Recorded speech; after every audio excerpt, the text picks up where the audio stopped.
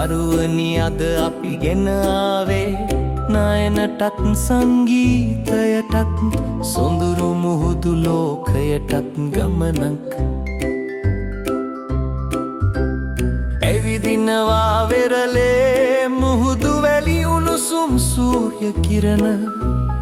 ආශාවෙන් සෙල්ලම් කරන දරුවෝ ඒ අතරේ සෙල්ලම් කරනවා අපේ මිතුරිය මලක් ඇයට හැම වෙලාවම නටන්නටත් සින්දු කියන්නට ගොඩක් ආසයි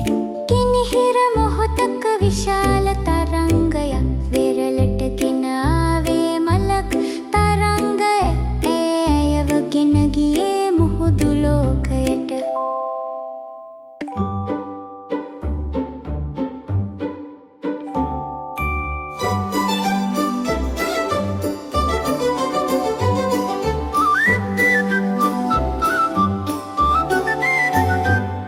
ඔබ දැන් බලන්න පුළුවන් මුහුදු යට තිබෙන මනෝහර රාජධානිය රතුකහ මනරම් පාට කොරල් ගල් දිදුලන මත්ස්‍යයන් හා විශාල සම්පූර්ණ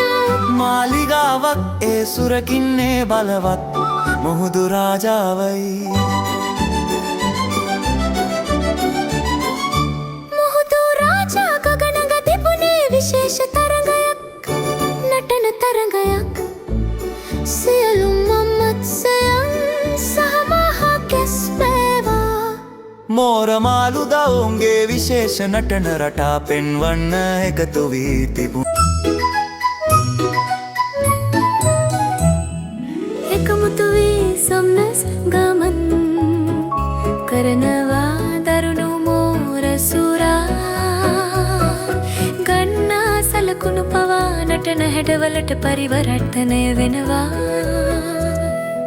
එහෙම බලනකොට මුළු මුහුදු ලෝකය සංගීතයටත් සතුටටත් ගීතයටත් මැවුණා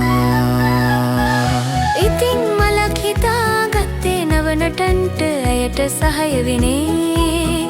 මුහුදු මිතුරෝ වනුන්ගත් සංගීතය වුණේ මුහුදු දීපිකා